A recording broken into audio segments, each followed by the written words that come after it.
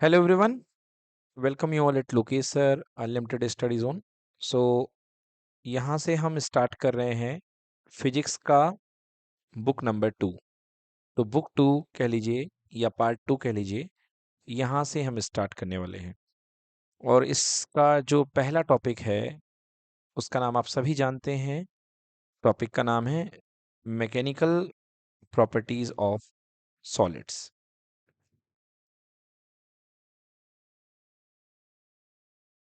Mechanical properties of solids. देखिए दोस्तों, आपने अभी तक जो पहला पार्ट है फिजिक्स का, उसमें आपने मेनली क्या पढ़े हैं? उसमें आपने मेनली मैकेनिक्स पढ़ी, स्पीड पढ़ा, मोशन पढ़ा, अलग अलग तरीके की चीज़ें पढ़ी। आपने वहाँ पे एक तरीके से क्या पढ़ा? पूरा का पूरा बिहेवियर ऑफ मोशन पढ़ा। अब आपको कुछ समय तक मैं एक तरीके से आपको मटेरियल साइंस के बारे में पढ़ाऊंगा।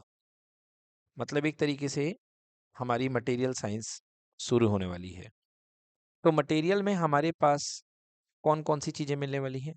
तो मटेरियल में हमारे पास होते हैं सॉलिड्स, फिर हमारे पास लिक्विड्स होते हैं और हमारे पास गैसेस है।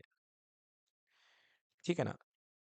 तो यहाँ पर सॉलिड जो हैं, सॉलिड के अंदर हमको दो टाइप की स्टडी करनी है। एक मैकेनिकल प्रॉपर्टी, सॉलिड की कौन सी प्रॉपर्टी? Mechanical property. और एक और प्रॉपर्टी हमको पढ़नी है बच्चों, thermal property. Okay, mechanical property और थर्मल प्रॉपर्टी। तो मैकेनिकल प्रॉपर्टी में क्या करेंगे? आप अलग अलग तरीके का मैकेनिकल फोर्स लगाने की कोशिश करेंगे।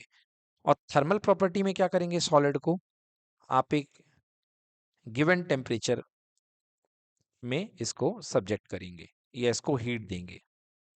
हीट देंगे, लेंगे, कुछ भी हो सकता है। तो वहां पर इसकी हम थर्मल प्रॉपर्टी देखेंगे। सिमिलरली लिक्विड में हमको दो प्रॉपर्टी पढ़ना है, एक मैकेनिकल प्रॉपर्टी और दूसरा थर्मल प्रॉपर्टी। ओके, देखिए गैस की कोई मैकेनिकल प्रॉपर्टी बनती नहीं है, इसलिए गैस की केवल कौन सी प्रॉपर्टी बनेगी? Thermal property. और थर्मल प्रॉपर्टी ऑफ गैस को ही जिस चैप्टर में हम पढ़ेंगे वो है हमारा थर्मोडायनेमिक्स। तो आगे आने वाले कुछ दिनों तक केवल हमको इन चीजों को पढ़ना है। ओके, जिसमें हम ये सारे के सारे टॉपिक करने वाले हैं। तो थर्मल प्रॉपर्टीज ऑफ गैसेस को हम पढ़ेंगे थर्मोडायनेमिक्स, और उसके आगे और डिटेल में करेंगे हम, जिसका नाम है kinetic theory of gases. Kinetic theory of gases. तो अभी हमारे पास जो जो चैप्टर आने वाले हैं, मैं उनका एक ब्रीफ इंट्रोडक्शन दे देता हूँ। सबसे पहला आपका चैप्टर जो आ रहा है उसका नाम है मैकेनिकल प्रॉपर्टी ऑफ सॉलिड्स। अभी ये जो चैप्टर आपके पास आने वाला है। फिर इसके पास अगला चैप्टर आएगा मैकेनिकल प्रॉपर्टी ऑफ फ्लूइड्स। यहाँ पे आप फ्लूइड्स की मैकेनिकल प्रॉपर्टी पढ़ेंगे, मतलब फ्लूइड्स पे फोर्स लगाएंगे, प्रेशर लगाएंगे। ठीक है ना? फिर इसके बाद आप क्या पढ़ेंगे? इसके बाद आप पढ़ेंगे थर्मल प्रॉपर्टीज ऑफ मैटर। और मैटर में तीनों चीजें आ जाएंगी, सॉलिड भी आ जाएगा, लिक्विड भी आ जाएगा और गैस भी आ जाएगा। ठीक है? फिर इसके बाद थर्मल प्रॉपर्टीज ऑफ मैटर पढ़ने के बाद आपको पढ़ना है थर्मोडायनेमिक्स। थर्मोडायनेमिक्स मतलब एनर्जी किस तरीके से एक फॉर्म से दूसरे फॉर्म में बदलती है, या एनर्जी किस तरीके से जाती है या वर्क करती है ना? मतलब एनर्जी का वर्क की फॉर्म में प्रोडक्शन आप देखेंगे इस चैप्टर में। इस चैप्टर में मेनली आपको करना क्या है? Energy convert into the form of work, ये आप देखेंगे। और फिर इसके बाद आप देखेंगे kinetic theory of gases. Theory of gas. तो बेटा इतनी चीजें आपको पढ़नी है। हमारे एक तरीके से मटेरियल साइंस में। अब इस मटेरियल साइंस के खत्म होने के बाद फिर हमारे 2 चैप्टर एक अलग टाइप के शुरू हो जाएंगे, जिसमें एक आपके पास में सिंपल हार्मोनिक मोशन और अगला चैप्टर है वेव्स। तो ये जो चैप्टर है बेटा, ये पूरे के पूरे किससे रिलेटेड है? वाइब्रेशन से। मतलब एक तरीके से हम वाइब्रेशनल मोशन वगैरह पढ़ेंगे। तो ये 2 अलग टाइप के चैप्टर आएंगे। तो अभी हमको इन्हीं में पूरे में रहना है, इन 5 चैप्टर्स में। तो आइए हम सबसे पहले स्टार्ट करते हैं आज का चैप्टर, जिसका नाम है मैकेनिकल प्रॉपर्टीज ऑफ सॉलिड्स।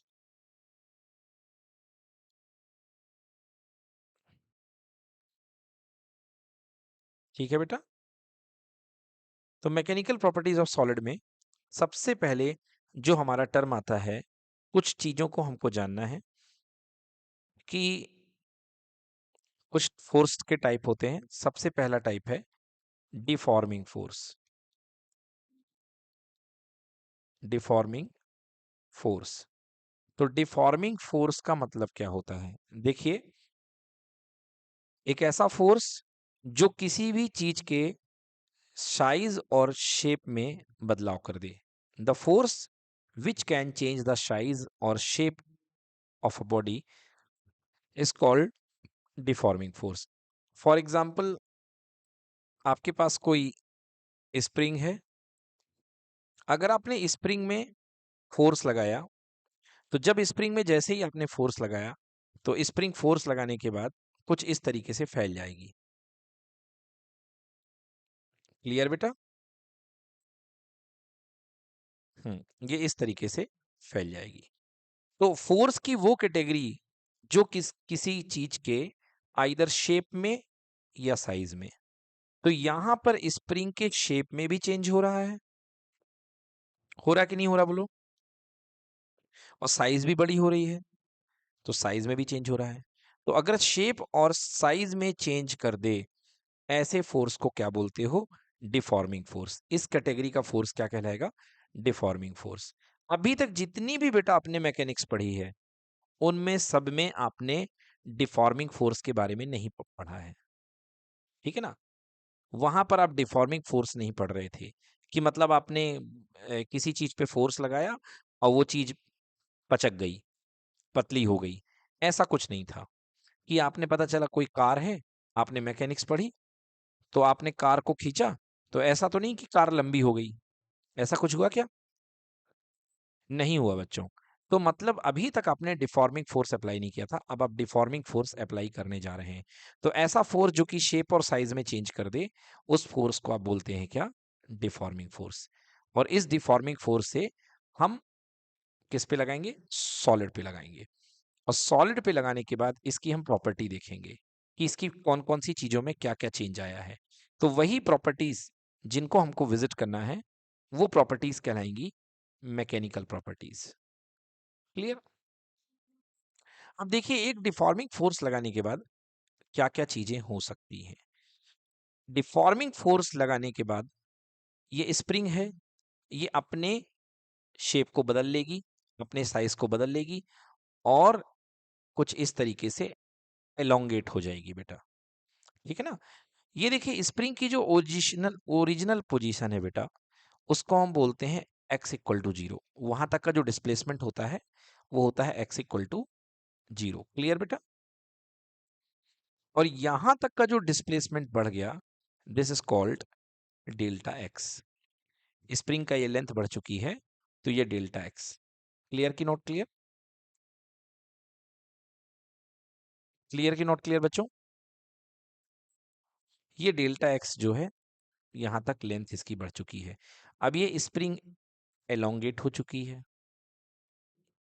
अब देखिए, जब ये स्प्रिंग एलोंगेट हुई है, तो जैसे ही आप इसको छोड़ेंगे,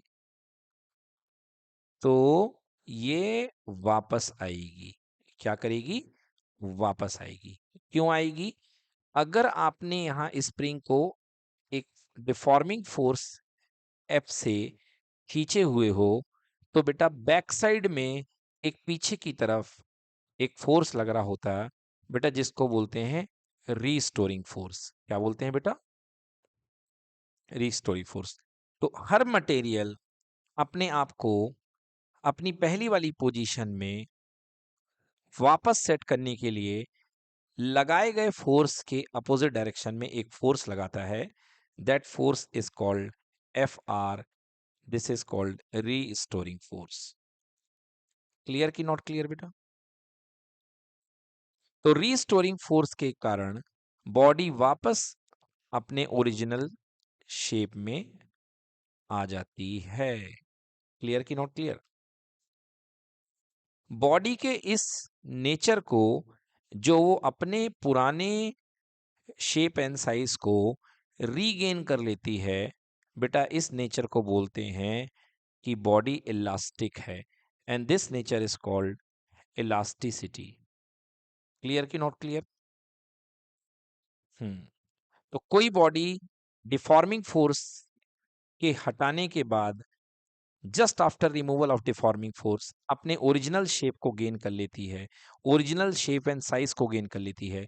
this property is called elasticity. Clear की not clear? And that body is called elastic body. That body is called elastic body. Clear? But यदि आपने किसी चीज को खींचा, फॉर एग्जाम्पल आपने एक किसी क्ले को खींच दिया, मिट्टी का क्ले था, आपने क्ले को दबा दिया या खींच दिया, तो अगर आपने क्ले की original position x equal to 0 से इसको खींचा और ये वाकई में थोड़ी सी खींच करके इतने पे आ चुकी है डेल्टा x पर, अब फोर्स के हटाए जाने के बाद भी ये अपनी वापस पुरानी कंडीशन में सेट नहीं हो रही है, मतलब ये परमानेंट हो चुकी है इतनी दूरी पर। क्लियर की नॉट क्लियर? तो ऐसी बॉडी को हम बोलते हैं elastic body, sorry plastic body. क्या बोलेंगे बेटा? Plastic body. Plastic body. तो ऐसी बॉडी बेटा प्लास्टिक बॉडी कहलाएंगे। And this nature is called plasticity. क्या कहेंगे बेटा इस नेचर को? प्लास्टिसिटी। क्लियर हुआ कि नहीं हुआ? आप दो कंडीशन पर विचार करें। एक, आपके पास स्प्रिंग रखी हुई है,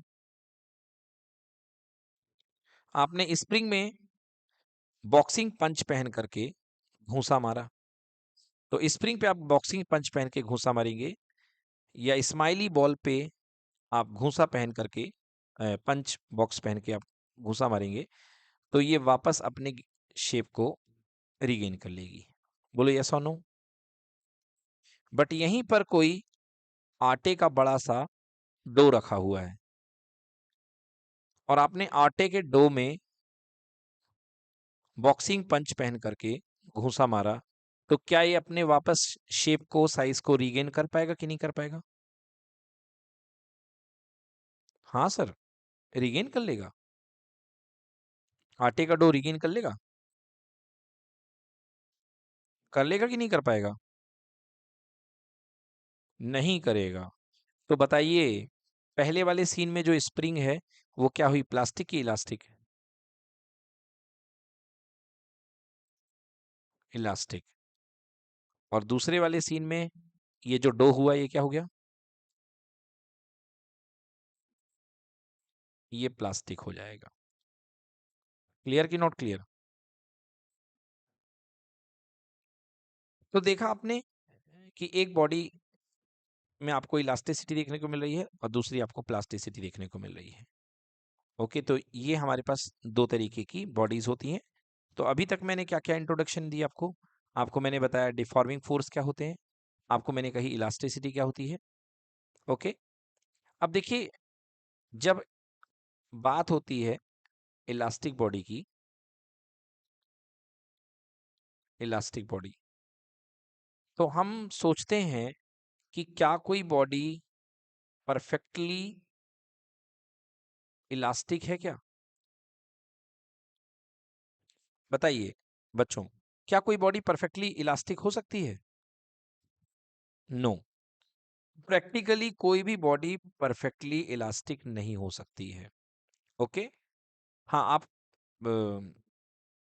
नियरेस्ट अप्रोच कर सकते हैं, एक मटेरियल होता है जिसको बोलते हैं क्वार्ट्ज फाइबर। क्वार्ट्ज फाइबर, इसको आप सोच सकते हो कि इसको आप यदि तुरंत खींच के छोड़ोगे तो अपनी पोजीशन पे विद इन सेकेंड, मतलब पलक झपकते ही पहुंच जाएगा। तो आप परफेक्टली इलास्टिक इसके पास मान सकते हो कि ये लगभग पास में है, बट परफेक्टली इलास्टिक एग्जैक्टली कोई बॉडी एग्जिस्ट नहीं करती है। इसी तरीके से परफेक्टली प्लास्टिक, परफेक्टली प्लास्टिक, हाँ कुछ बॉडी हैं जो परफेक्टली प्लास्टिक हैं, जो कि अपना शेप और साइज रिगेन कभी नहीं करती हैं अगर उनको डिस्टर्ब कर दो, है ना, मतलब कि रिगेन नहीं कर पाएंगी, परमानेंटली सेट हो जाएंगी। तो ऐसी बॉडीज को आप क्या बोलते हैं? Perfectly plastic. एग्जाम्पल के लिए आपको मैंने बता दिया, क्ले हो गया, डो हो गया। यदि आप इनमें कुछ भी डिफॉर्मिंग फोर्स लगाते हो तो रिमूवल के बाद भी अपने शेप और साइज को रीगेन नहीं करती हैं। So they are plastic body and this nature is called perfectly plastic. Clear? मोम हो गया, वैक्स, वैक्स जानते होंगे आप, मोम। तो मोम में यदि आप घूसा मार दें, ब्रेक कर देंगे तो टूट ही जाएगा, अपने शेप को वापस रिगेन नहीं करेगा। ओके। दीवार में जो सीमेंट और पुट्टी लगाई जाती है वो भी परफेक्टली प्लास्टिक होती है। क्लियर कि नॉट क्लियर? चलिए, तो अब यहाँ पर डेफिनेशन हम पूरी कर चुके हैं। अब इसके बाद हम आपको पढ़ाते हैं force versus inter atomic molecular distance, या इंटर एटॉमिक या इंटर मॉलिक्यूलर डिस्टेंस का ग्राफ आपको हम बता रहे हैं। ठीक है ना, मतलब रीजन ऑफ इलास्टिसिटी एक तरीके से हम आपको समझाने वाले हैं कि इलास्टिसिटी होती क्यों है। रीजन ऑफ इलास्टिसिटी,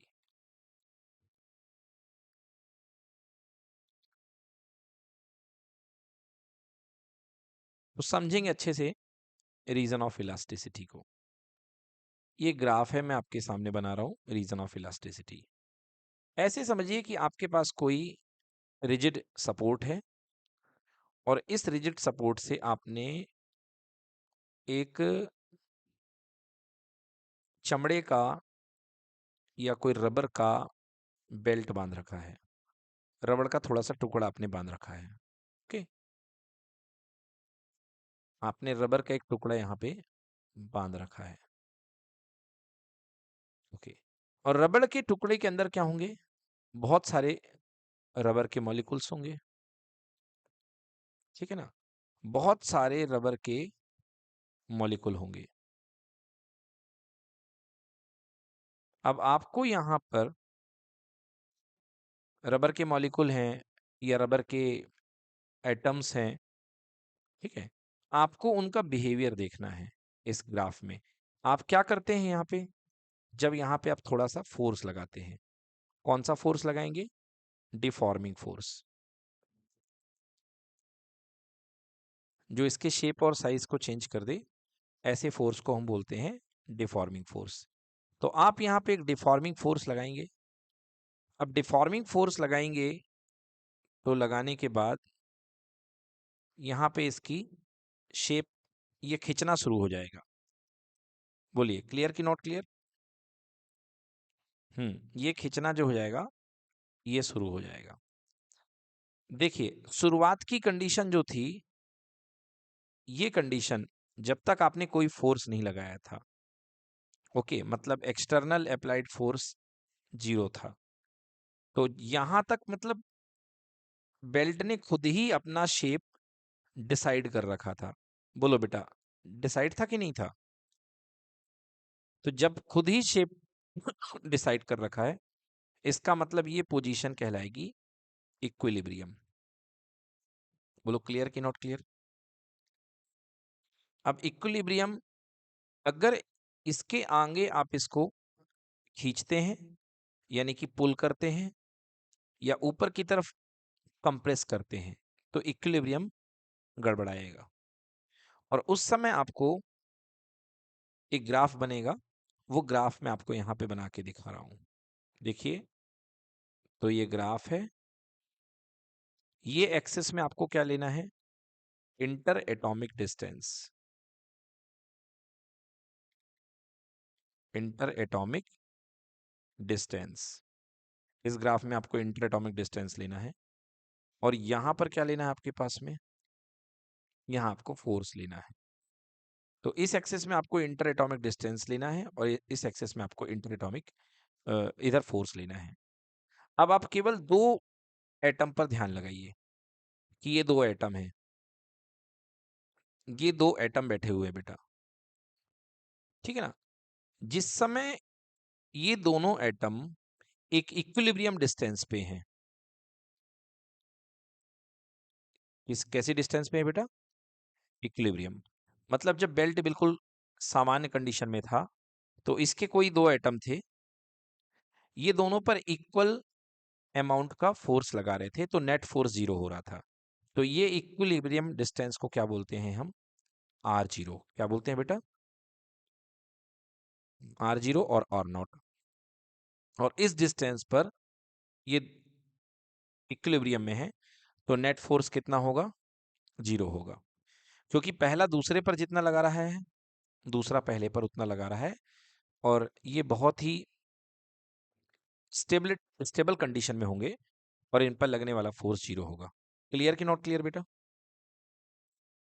अब हमने क्या किया बेटा? हमने इस मटेरियल को कंप्रेस करना शुरू किया। ये देखिए, हमने दोनों एटम को, क्योंकि मटेरियल कंप्रेस किया है, अगर हमने मटेरियल को दबाना शुरू किया है तो बताइए ये दोनों पास में आना शुरू हो जाएंगे कि नहीं हो जाएंगे? तो जैसे ये एक दूसरे के पास में आएंगे तो बताइए मुझे, ये दोनों एटम एक दूसरे को अट्रैक्ट करेंगे कि रिपेल करेंगे? एक दूसरे के पास में आएंगे। आप जबरदस्ती दबा रहे हो तो ये एक दूसरे, अभी इक्विलिब्रियम में थे, अब इनका इक्विलिब्रियम कम होने लग गया, ये डिस्टेंस कम हो रही है, मतलब जो डिस्टेंस है R, that is less than R naught. तो बताइए अब एक दूसरे से ये क्या करेंगे? अट्रैक्शन करेंगे कि रिपल्सन करेंगे? बिल्कुल सही बात है। मान लीजिए जैसे आपका स्टडी टेबल है और एक सेफ डिस्टेंस पर आपके ब्रदर या सिस्टर का स्टडी टेबल है, दोनों एक दूसरे की पढ़ाई को इंटरप्ट नहीं कर रहे हो। अगर दोनों चल करके इधर आ गए और क्लोज, तो एक दूसरे को इंटरप्ट करोगे कि नहीं करोगे? तो बताओ, फिर रिपल्सन बनेगा कि नहीं बनेगा? लड़ाई होगी कि नहीं होगी? बिल्कुल बनेगा। मतलब R less than R zero पर, आर नॉट पर ये एक दूसरे को क्या करेंगे? रिपेल करेंगे। मतलब यहां तक क्या था? This is R equals to R naught. मतलब ये एकदम इक्विलिब्रियम जोन पे थे, इक्विलिब्रियम डिस्टेंस पे थे, R equals to R naught. अगर ये इससे कम डिस्टेंस पे जाएगा बेटा, तो क्या होगा? रिपल्सिव फोर्स बनेगा। रिपल्सिव फोर्स यानी कि पॉजिटिव फोर्स, बताया मैंने। पॉजिटिव फोर्स यानी कि रिपल्सन और नेगेटिव फोर्स यानी कि अट्रैक्शन। क्लियर बेटा? बट यदि मैं इनको बाहर की तरफ पुल करने लग जाऊं, सेफ डिस्टेंस आर नॉट की कंपैरिजन में, जैसे ये डिस्टेंस आर नॉट है, अगर मैं इन दोनों को, पार्टिकल को, इसको मैं मटेरियल को खींचने लग जाऊं पकड़ करके, यहां से भी पकड़ा और यहां से भी पकड़ा और दोनों तरफ से फोर्स लगाऊं, तो इन दोनों के बीच की डिस्टेंस अब बताइए बढ़ना शुरू हो जाएगी कि घटना शुरू हो जाएगी? बिल्कुल सही। सो यू कैन से, अब ये फैलेंगे, दूर जाएंगे, तो दूर जाएंगे, सो जो distance between them R, R is greater than R naught. बोलो यस और नो? तो ये एक दूसरे को क्या करने लगेंगे? फिर रिपेल ही करेंगे कि अट्रैक्ट करेंगे? अब अट्रैक्ट करेंगे कि भैया इक्विलिब्रियम में आ जाओ ना, अच्छे से तो बैठे थे, दूर जाओ मगर इतने दूर मत जाओ। बोलो यस कि नो? तो ये क्या करेंगे? अट्रैक्ट करेंगे। अट्रैक्ट करने के लिए ये फोर्स नेगेटिव साइड में बढ़ना शुरू हो जाएगा। तो ये देखिए फोर्स नेगेटिव साइड में बढ़ना शुरू हो गया। बोलिए यस और नो? मटेरियल दूर जा रहा है, जैसे आप किसी टायर को खींचेंगे पकड़ करके, किसी रबर बैंड को खींचेंगे, तो एक सीमा तक आप अपना फोर्स बढ़ाओगे और वो उसका अट्रैक्शन फोर्स बढ़ाएगा। बोलो यस और नो? जब एक मैक्सिमम लिमिट अट्रैक्शन फोर्स बढ़ जाएगा। उसके बाद अगर आपने फोर्स लगाना शुरू किया, बोलो यस और नो, अगर उसके बाद आपने फोर्स लगाना शुरू किया तो एक कंडीशन आएगी कि फिर चिंता छूट जाएगी उसे, मतलब पार्टिकल फिर दूर होता जाएगा और फिर जो है फोर्स की वैल्यू कम होती जाएगी। समझ में आ रहा है ये सब कुछ ग्राफ की नहीं है आपको? मतलब एक समय तक अट्रैक्शन बढ़ता जाएगा और आप जो है फोर्स, सॉरी यहाँ पे डिस्टेंस है, ये आर है, ये आर एक्सिस है, आर का एक्सिस है। तो R equal to R zero के ऊपर अगर आप यहाँ तक, this is R greater than R zero and this is R less than R zero, तो यहाँ रिपल्सिव फोर्स था। एक समय तब अट्रैक्टिव फोर्स बढ़ेगा बढ़ेगा बढ़ेगा बढ़ेगा बढ़ेगा कि मत जाओ मत जाओ मत जाओ, पार्टिकल को बोलेगा। मगर उसके बाद भी अगर पार्टिकल छोड़ करके चला जाता है तो फिर दोनों पार्टिकल क्या कर सकते हैं? कुछ नहीं कर सकते। फिर वो दूर जाने देंगे और फोर्स की वैल्यू लगातार कम हो जाएगी।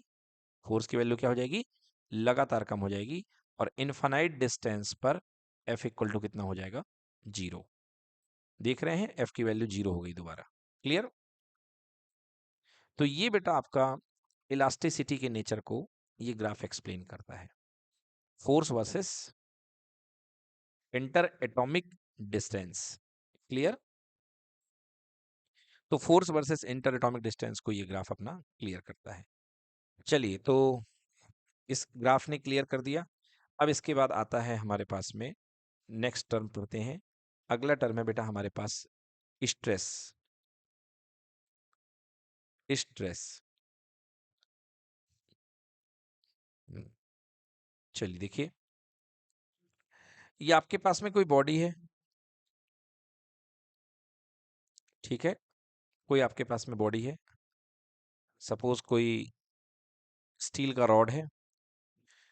आपने इस बॉडी में फोर्स लगाया, एक्सटर्नल फोर्स, ठीक है। अब एक्सटर्नल फोर्स लगाएंगे तो जितना एक्सटर्नल फोर्स आप लगाएंगे वो कहाँ पर इम्प्लीमेंटेड होगा बेटा? क्योंकि रॉड है तो इसका हम एरिया ए मान लेते हैं, इसके क्रॉस सेक्शन का। This is area of cross section A. बोलिए क्लियर है बेटा? अब ये फोर्स इस ए एरिया ऑफ क्रॉस सेक्शन पर लग रहा है, तो आप कह सकते हैं कि ए एरिया पर लगने वाला फोर्स कितना है?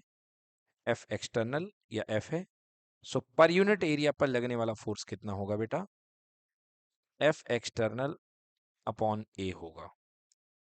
कितना होगा बच्चों, बोलो? और एफ एक्सटर्नल अपॉन ए को बच्चों क्या बोलते हैं, बता सकते हैं आप लोग? External force per unit area क्या कहलाता है बेटा? This is called pressure. This is called pressure. Clear की नॉट क्लियर? ये है प्रेशर, ठीक है।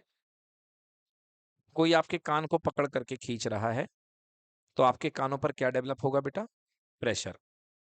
किसकी वजह से? एक्सटर्नल फोर्स की वजह से। क्लियर की नॉट क्लियर?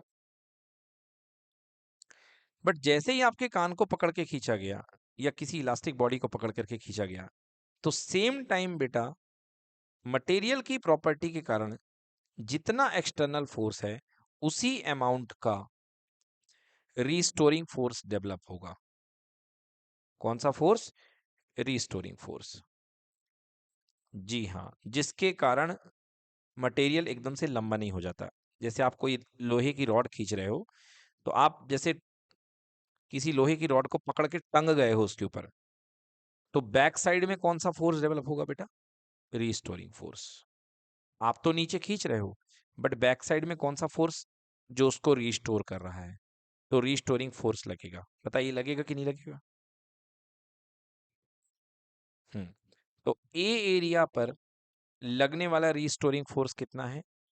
F R. और एफ आर की वैल्यू जो होती है बेटा वो एफ एक्सटर्नल के इक्वल होती है। समझ में आ रहा है बेटा? एफ आर की वैल्यू एफ एक्सटर्नल के इक्वल होती है। सो ए एरिया पर लगने वाला फोर्स है एफ आर, तो यूनिट एरिया पर लगने वाला फोर्स होगा कितना? F restoring upon A, F R by A. बेटा इस लगने वाले रिस्टोरिंग फोर्स को हम बोलते हैं स्ट्रेस,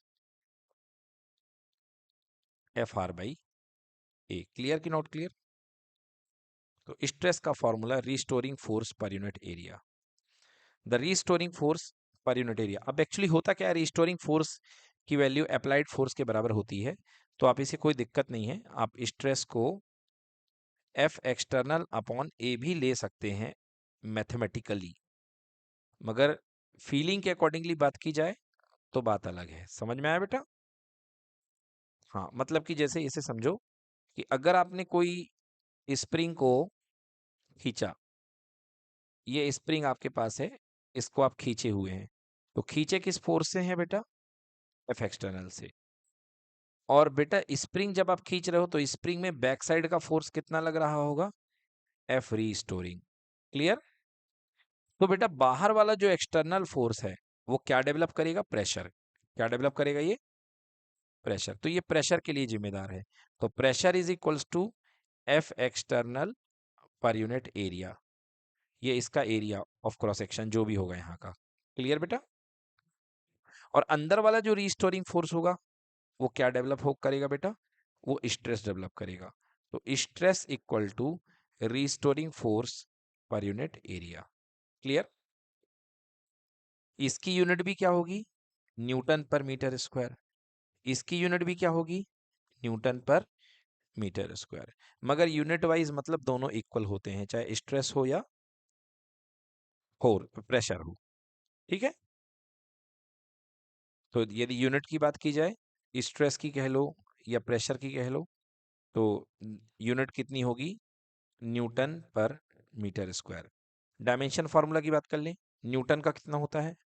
एम एल टी की पावर -2, और नीचे metre square means L square, तो कितना हो जाएगा बेटा? एम एल की पावर -1 टी की पावर -2। क्लियर कि नॉट क्लियर? ये बन गया आपके पास में स्ट्रेस। ठीक है, क्लियर बेटा? हम्म। तो यहां पर आपने देखा कि बाहर आपने किस तरीके की फोर्स लगाई है, उसके हिसाब से ठीक इक्वल अमाउंट का रीस्टोरिंग फोर्स जनरेट हो जाएगा बॉडी में। ठीक है ना? बॉडी में ठीक उतने ही अमाउंट का रीस्टोरिंग फोर्स जनरेट हो जाएगा। अब हम बात करते हैं स्ट्रेस के टाइप के, स्ट्रेस के type, type of stress, type of stress.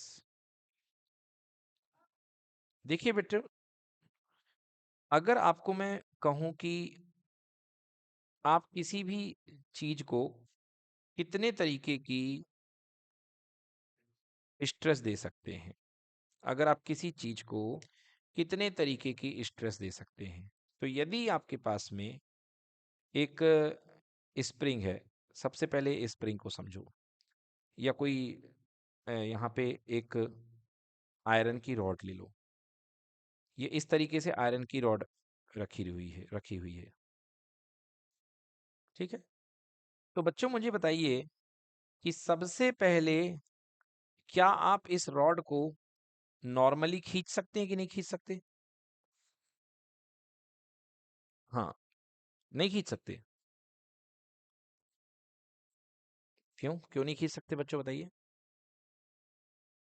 हाँ, रॉड को, छोटी सी पतली सी कोई तार है या रॉड ही है, अगर आपके पास एक एफर्टेबल फोर्स है, तो क्या आप रॉड को खींच नहीं सकते क्या? बिल, बिल्कुल खींच सकते हैं। मैं कहता हूं अगर मोटी भी है, तो मोटी है तभी तो फोर्स लगा सकते हैं ना आप, आपके पास फोर्स ज्यादा है तो वो भी खींचेगी। खींचेगी कि नहीं खींचेगी? भाई ट्रेन में स्प्रिंग मोटी होती है और पेन की स्प्रिंग पतली होती है, क्योंकि ट्रेन की स्प्रिंग में ट्रेन ट्रेन काम करती है, और पेन की स्प्रिंग में पेन काम करेगा। क्लियर कि नॉट क्लियर? अब हम ये तो कहेंगे नहीं कि पेन के अंदर आप ट्रेन वाली स्प्रिंग लगा दो, उसको तो एक सिंपल इंसान दबा नहीं पाता, मगर कहीं ना कहीं ट्रेन तो दबा लेती होगी। यस और नो? हाँ। तो अगर आप एक रॉड को खींच रहे हैं, तो आप यहाँ पे रॉड की सरफेस के नॉर्मल फोर्स लगा रहे हैं, लगा रहे हैं कि नहीं लगा रहे हैं, और ये नॉर्मल फोर्स लगाने से मे बी रॉड का थोड़ा सा हिस्सा हल्का सा खिंचाव महसूस करता है, तो थोड़ा सा इसकी लेंथ बढ़ जाएगी। ये एक्स से कितना चेंज आ जाएगा बेटा, थोड़ा सा डेल्टा एक्स। क्लियर कि नॉट क्लियर? तो बेटा इस समय जो आपने स्ट्रेस लगाई है, जब आप यहां पर फोर्स लगा रहे हैं, तो इस फोर्स को हम बोलते हैं टेंसाइल फोर्स। क्या बोलते हैं बेटा? Tensile force. और इस समय जो स्ट्रेस डेवलप होगा यहाँ पे, ये स्ट्रेस कहलाएगा टेंसाइल स्ट्रेस। क्या कहलाएगा बेटा? Tensile stress. समझ में आया? Tensile stress. याद रखिएगा एक चीज का, कि टेंसाइल स्ट्रेस के लिए आपको जो एंगल लगाना पड़ रहा है वो कितना है, 90 डिग्री। क्लियर कि नॉट क्लियर? इसी चीज को दूसरे केस में देखिए। क्या आप इस फोर्स को लगा करके आप इस शीट को दबाने की कोशिश कर सकते हैं? क्या जैसे आपके पास कोई रबर होता है, तो रबर जो नॉन डस्ट का रबर आता है, क्या आप उसको कई बार दबाते भी हैं? तो दबाने की कोशिश कर सकते कि नहीं कर सकते? तो ये हो सकता है दबाने पर ये डेल्टा एक्स खिसक भी जाए। यस और नो? हम्म। तो बेटा इस समय आपका लगाया गया फोर्स ये बाहर से है, ठीक है ना? तो ये फोर्स क्या कहलाता है बेटा? इस फोर्स को बोलते हैं कंप्रेसिव फोर्स। कौन सा फोर्स बेटा? Compressive force. और लगाए गए कंप्रेसिव फोर्स के अगेंस्ट में यहां बिल्कुल एक रीस्टोरिंग फोर्स डेवलप होगा, और वो रीस्टोरिंग फोर्स जब एक्ट करेगा तो कौन सी स्ट्रेस बनेगी बेटा? Compressive stress. स्ट्रेस कौन सी स्ट्रेस? Compressive stress. क्लियर कि नॉट क्लियर? तो मतलब कुल मिला के, अगर आपके पास कोई सरफेस दी गई है, तो सरफेस के परपेंडिकुलर आप दो तरीके के फोर्स लगा सकते हैं। एक जो उसको बाहर की तरफ खींचे, सरफेस की लंबाई बढ़ाए, और एक जो फोर्स अंदर की तरफ लगाओगे तो वो उसके उसकी लेंथ घटाएगा। समझ में आ रही मेरी बात आपको कि नहीं आ रही है? तो दोनों ही केस में यहां पर एंगल कितने डिग्री है? 90 डिग्री। क्लियर? तो इस प्रकार की स्ट्रेस को, जो कि सरफेस के साथ 90 डिग्री पर एक्ट हो, ऐसी स्ट्रेस को क्या बोलते हैं? Normal stress. क्या बोलते हैं बेटा? Normal stress. क्लियर है कि नहीं है? नॉर्मल स्ट्रेस में हमने दो केसेस पढ़ लिए हैं। नॉर्मल स्ट्रेस में दो टाइप की स्ट्रेस बनती हैं। कौन कौन सी स्ट्रेस बेटा? Tensile stress. अरे क्या कह रहे हो बच्चों? एक टेंसाइल स्ट्रेस बनेगी और एक बनेगी कंप्रेशनल स्ट्रेस या कंप्रेसिव स्ट्रेस। नहीं आया क्या समझ में बच्चों? एक टेंसाइल स्ट्रेस है, एक कंप्रेसिव स्ट्रेस। टेंसाइल कब बनेगी? जब आप उसको टेंशन दे रहे हो, पीछे नीचे की तरफ आपका लेंथ बढ़ाने वाला फोर्स लग रहा है। और यहाँ पे कंप्रेसिव कब होगी? जब उसके अंदर की तरफ फोर्स लगेगा, मतलब उसको कंप्रेस करने वाला फोर्स लगेगा। क्लियर कि नॉट क्लियर? और इसे नॉर्मल क्यों कहा जाता है स्ट्रेस? क्योंकि दोनों एंगल फोर्स के कितने डिग्री पे हैं? सरफेस के साथ 90 डिग्री पे। कितने डिग्री पे हैं? 90 डिग्री पे। क्लियर हुआ कि नहीं हुआ? यस। तो ये हमने बता दिए नॉर्मल स्ट्रेस। नॉर्मल स्ट्रेस के दो type, tensile stress and compressive stress. अब दूसरे केस पे आ जाइए। अभी हमको आपको सजा देनी थी, तो हमने क्या किया? आपका जो कान था, उस कान को पकड़ के या तो खींचा या कान को पकड़ के अंदर की ओर दबा दिया। कान को अंदर की तरफ दबा दिया।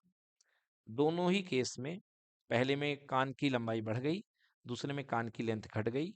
तो इसमें टेंसाइल स्ट्रेस डेवलप हुई और इसमें कंप्रेसिव स्ट्रेस डेवलप हुई। क्लियर कि नॉट क्लियर?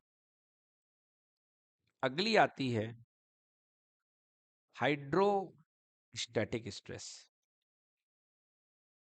हाइड्रोस्टैटिक स्ट्रेस या इसी को बोलते हैं वॉल्यूमेट्रिक स्ट्रेस। क्लियर बेटा? इसी को बोलते हैं वॉल्यूमेट्रिक स्ट्रेस। देखिए ये आपके पास में एक स्माइली बॉल है, येलो कलर की स्माइली बॉल होती है। बोलो बेटा होती कि नहीं होती? ये येलो कलर की आपके पास में स्माइली बॉल है। आपने क्या किया, इस स्माइली बॉल को अपनी मुट्ठी में पकड़ा, दोनों हाथों की मुट्ठी में, और दोनों हाथों की मुट्ठी में पकड़ करके दोनों तरफ से इसको दबा डाला, हर तरफ से। अब जैसे ही आप इसमें हर तरफ से फोर्स लगाएंगे तो क्या बदलेगा? इसका वॉल्यूम बदलेगा। पहले क्या बदल रही थी? लेंथ बदल रही थी। अब इस बार क्या बदलेगा? वॉल्यूम। मान लीजिए आपका इनिशियल वॉल्यूम है V1 और दबाने के बाद ये नई वॉल्यूम, नया वाली बॉल इतनी छोटी हो जाती है आपके हाथ के अंदर दबे दबे। क्लियर कि नॉट क्लियर? तो नया वाला वॉल्यूम कितना हो गया? V2। तो चेंज इन वॉल्यूम कितना हो जाएगा? Change in volume equal to हो जाएगा V2 माइनस V1, हो जाएगा चेंज इन वॉल्यूम। क्लियर कि not clear?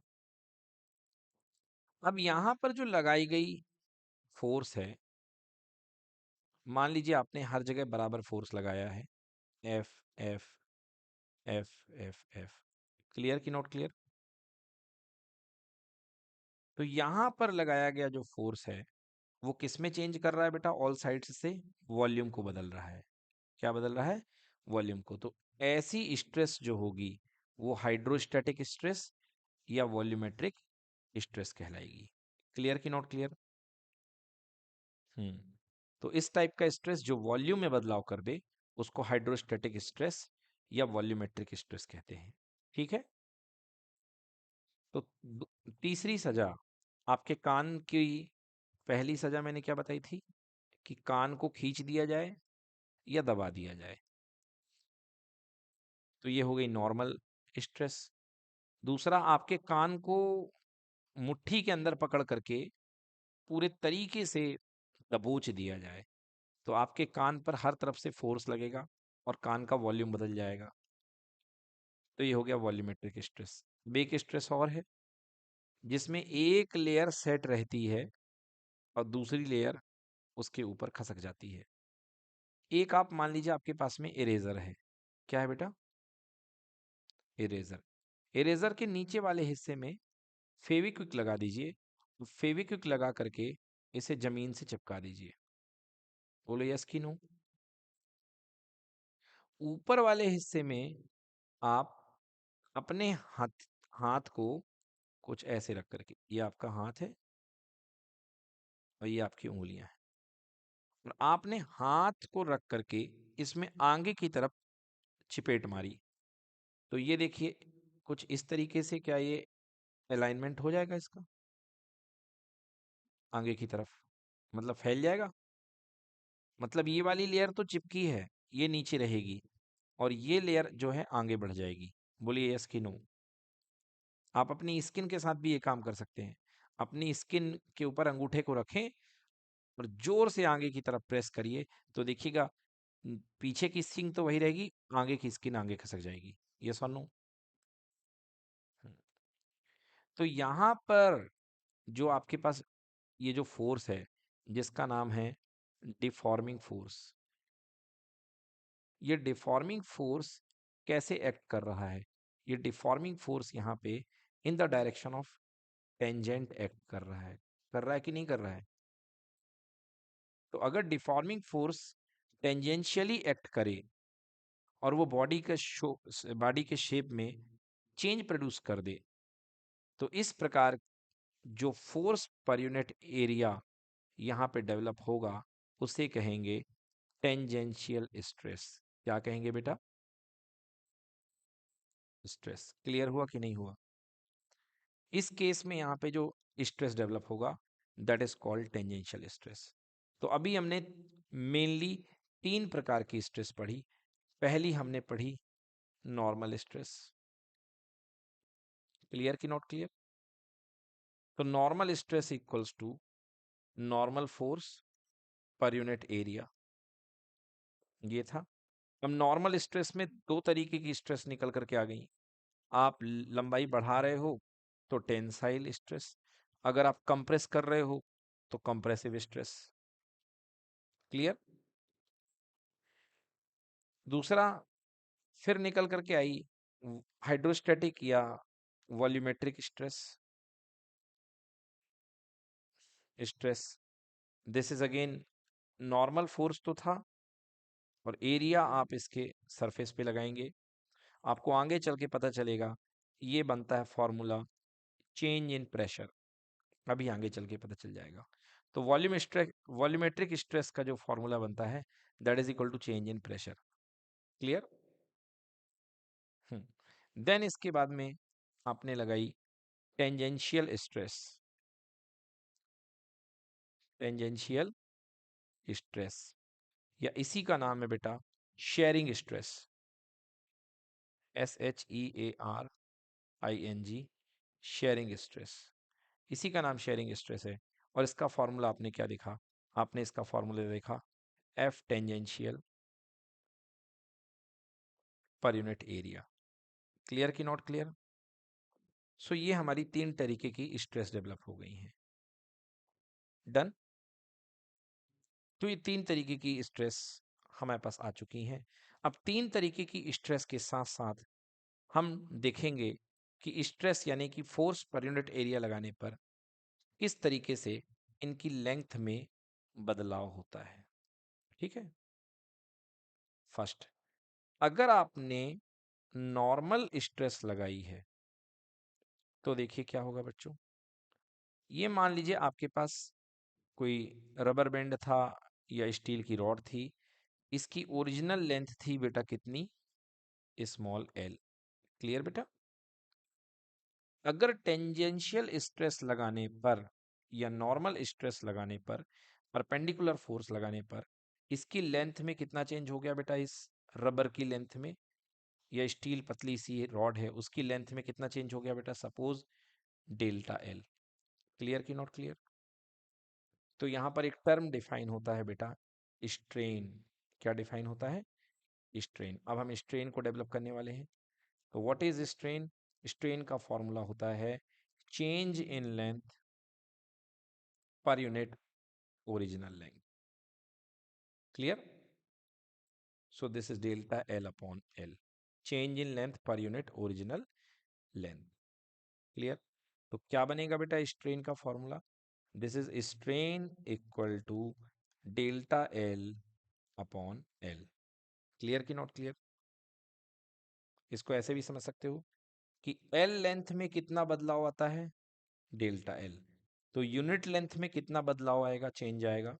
Delta L by L. Clear की नॉट क्लियर? सो ये कौन सी स्ट्रेन कहलाएगी बेटा? ये कहलाएगी लॉन्गिट्यूडनल स्ट्रेन। ओके? तो जब भी बेटा आप नॉर्मल स्ट्रेस लगाओगे, कौन सी स्ट्रेस लगाओगे बेटा? जब भी नॉर्मल स्ट्रेस लगाओगे या जब भी आप लॉन्गिट्यूडिनल स्ट्रेस लगाओगे, sorry sorry sorry sorry, longitudinal stress नहीं, जब भी आप टेंसाइल स्ट्रेस लगाओगे,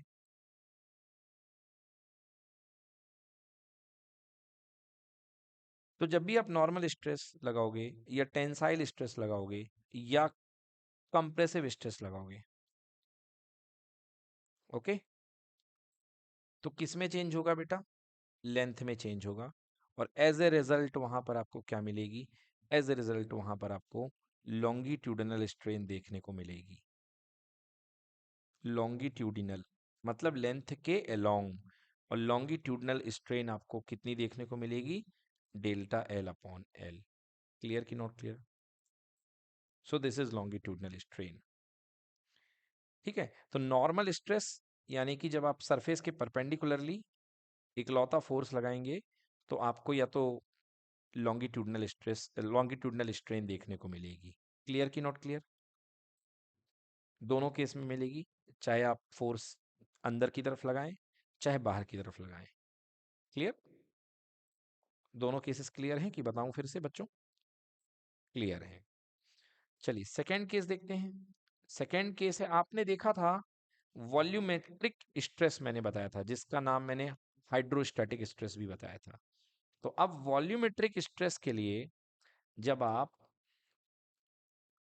वॉल्यूमेट्रिक स्ट्रेस अप्लाई करेंगे, या इसी का दूसरा नाम है जब आप हाइड्रोस्टैटिक स्ट्रेस अप्लाई करेंगे, तो क्या मिलेगा आपको? तो एज अ रिजल्ट कौन सी स्ट्रेन आपको देखने को मिलेगी?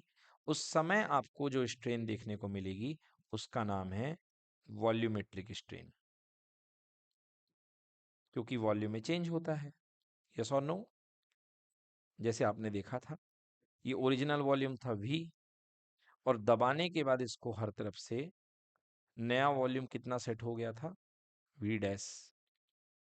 सपोज ये नया वॉल्यूम है, this is V dash. So change in volume कितना हो गया? यहाँ से यहाँ तक वॉल्यूम का चेंज हो गया डेल्टा V। क्लियर की नॉट क्लियर? तो वॉल्यूमेट्रिक स्ट्रेन का फॉर्मूला क्या होगा बता सकते हैं आप लोग? खुद भी बता सकते हैं।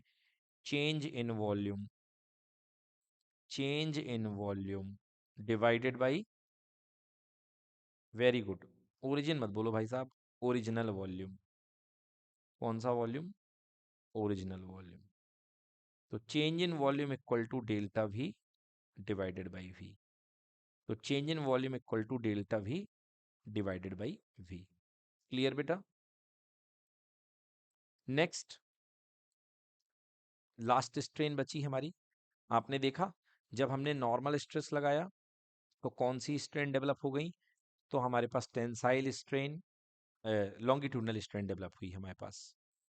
जब हमने वॉल्यूमेट्रिक स्ट्रेस लगाया या हाइड्रोस्टैटिक स्ट्रेस लगाया तो हमारे पास वॉल्यूमेट्रिक स्ट्रेन हो गई। अगर हम लॉन्गिट्यूडनल स्ट्रेस लगाते हैं, अगर हम लॉन्गिट्यूडिनल स्ट्रेस अप्लाई करते हैं, या हम ये कह सकते हैं लॉन्गिट्यूडनल स्ट्रेस अप्लाई करें, या हम शेयर स्ट्रेस अप्लाई करें, जो मैंने आपको बताया अभी कि लॉन्गिट्यूडनल स्ट्रेस या शेयरिंग स्ट्रेस, बताया कि नहीं बताया बच्चों? अगर हम ये वाली स्ट्रेस अप्लाई करें तो हमें कौन सी स्ट्रेन मिलेगी? तो उस समय जो हमें लेंथ में चेंज देखने को नजर आता है पर यूनिट लेंथ, उसे हम डिफाइन करेंगे शेयर स्ट्रेन से। SHEAR strain, shear strain. तो कैसे होगा देखिए, कैसे लिखेंगे शेयर स्ट्रेन को? वही है, एक सरफेस है, सरफेस में आपने थोड़ा सा फेविक्विक लगा दिया है। फेविक्विक लगाने के बाद में यहाँ पे आपने एक रबर चिपका दिया है। अब यदि आप इस सरफेस को हल्का सा टेंजेंशियल फोर्स लगाएंगे तो ये कुछ इस तरीके से मूव होते हुए आपको दिखाई देगी। कहिए बेटा, यस कि नो? कुछ इस तरीके से ये आपको मूव होते हुए दिखाई देगी। क्लियर कि नॉट क्लियर? तो यहाँ पर ये जो एंगल होता है, इस एंगल की वैल्यू को ही आप क्या बोलते हैं? शेयरिंग स्ट्रेस बोलते हैं। इस एंगल का वैल्यू, सो ये एंगल स्मॉल होता है, सो स्मॉल एंगल इसको फाई मानते हैं। और आप जानते हैं मैथ्स का अप्रोक्सीमेशन लगता है कि जो फाई होता है it is equal to 10 of phi. This phi is equal to 10 phi, क्योंकि छोटे एंगल के लिए फाई और 10 फाई, थीटा और 10 थीटा बराबर होते हैं। Now 10 theta is equals to perpendicular upon base. So what is perpendicular here? This is the perpendicular. So this is delta L. This is delta L. Clear ki not clear beta? And this is the length perpendicular upon base. ये बेटा इसके face की length है L, तो delta L upon L। Clear? So क्या बनेगा delta L? What is delta L? इसको define कैसे करेंगे? So this is the relative displacement between two parallel planes या parallel layer. This is the symbol of parallel layer.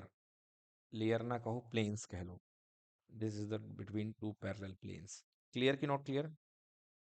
ये ऊपर का हो गया, दो पैरेलल प्लेन के बीच की डिस्टेंस, रिलेटिवली डिस्टेंस. तो एक नीचे है और एक आगे बढ़ चुकी है. कितने से आगे बढ़ चुकी है? डेल्टा एल से. एंड दूसरा, ये नीचे क्या रहा है? Distance between two plane. तो ये दोनों के बीच की, दोनों प्लेन की डिस्टेंस कितनी है? एल. सो नीचे आएगा distance between two planes. Clear एकदम बच्चों? सो बच्चों, आज की क्लास में हमने क्या क्या कवर कर लिया है? आज की क्लास में बच्चों हमने कवर किया है, सबसे पहले मैंने आपको डेफिनेशन पढ़ाई कि भाई डिफॉर्मिंग फोर्स क्या होता है. फिर मैंने आपको बताई टाइप्स ऑफ बॉडी क्या होती हैं, इलास्टिक बॉडी, प्लास्टिक बॉडी, ये सारी बताई. Perfectly elastic body, perfectly plastic body, ये सारी की सारी चीजें बताई.